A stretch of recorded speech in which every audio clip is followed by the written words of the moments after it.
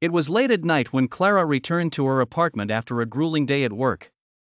The city's neon lights reflected off the wet pavement as she made her way up the stairs, her footsteps echoing in the dimly lit hallway.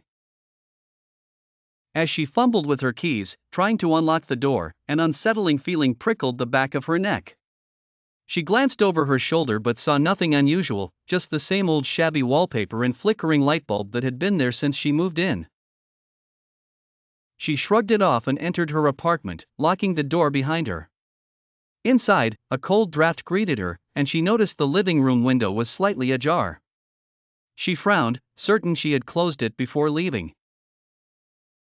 Clara shut the window firmly and drew the curtains, trying to shake off the growing sense of unease. She went to the bathroom to freshen up, splashing cold water on her face. When she looked up into the mirror, she saw a shadowy figure standing behind her. Her heart pounded in her chest as she spun around, only to find the bathroom empty. The hair on her arms stood on end. Determined to calm herself, she convinced herself it was just a trick of the light and went to the kitchen to make some tea. The kettle whistled, and she poured herself a cup, her hands still trembling. She decided to watch some TV to distract herself, but the feeling of being watched persisted. Every creak of the floorboards, every groan of the pipes, seemed amplified in the silence of the night. Finally, she couldn't take it anymore. She grabbed her phone and called her best friend, Hannah. "Hey, are you okay? You sound freaked out," Hannah asked, concern evident in her voice. "I don't know, Hannah. I keep seeing things, or thinking I see things. There's this shadow that keeps appearing in the mirror," Clara confessed. "Get out of there, Clara. Come stay with me tonight," Hannah insisted. Clara didn't need to be told twice. She packed a small bag and hurried out of the apartment, not bothering to turn off the lights.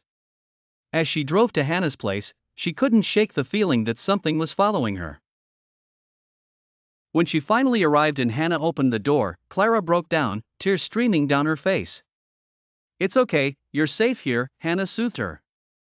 That night, Clara slept fitfully, haunted by dreams of shadowy figures lurking just out of sight.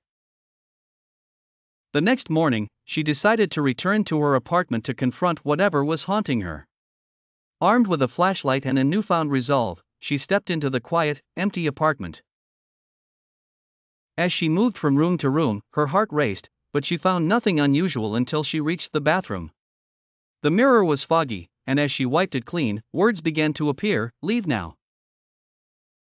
Clara stumbled back, a scream lodged in her throat.